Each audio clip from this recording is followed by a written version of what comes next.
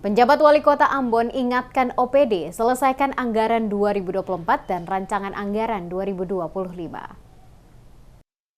Penjabat Wali Kota Ambon Domingus Kaya mengingatkan seluruh pimpinan organisasi perangkat daerah atau OPD dan jajarannya untuk menuntaskan tugas penyelesaian anggaran tahun 2024 dengan baik. Selain itu, ia juga meminta agar OPD terkait segera menyelesaikan rancangan peraturan daerah atau Ranperda tahun anggaran 2025 untuk dibahas bersama DPRD Kota Ambon.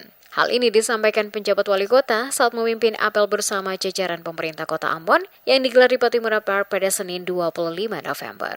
Disebutkan menghadapi tahun anggaran 2025, pemerintah Kota Ambon akan melakukan perbaikan terhadap hal-hal yang dinilai kurang tepat. Langkah ini dilakukan untuk menghindari hutang atau pembiayaan yang tidak dapat terpenuhi. Ia berharap rancangan anggaran tahun 2025 benar-benar mampu memenuhi target pembiayaan sehingga keseimbangan antara belanja dan pendapatan daerah dapat tercapai dengan baik. Ia juga meminta adanya penyesuaian dan rasionalisasi guna mengatasi persoalan tersebut. Menurut Kaya, untuk masuk tahun 2025, pemerintah Kota Ambon akan melakukan perbaikan beberapa hal yang dinilai kurang tepat dilakukan dalam proses perencanaan. Hal tersebut dilakukan agar nantinya tidak lagi menimbulkan hutang ataupun pembiayaan yang tidak bisa terpenuhi.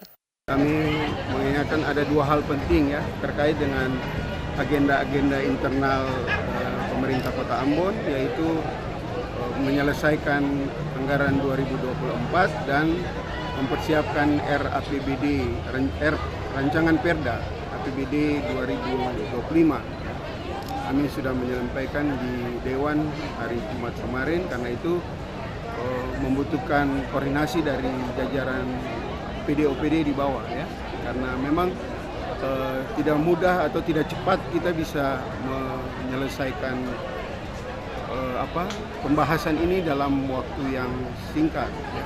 Ada batasan waktunya, karena itu kita butuh dukungan support dari teman-teman di bawah ya, yang punya tanggung jawab untuk penyusunan APBD itu.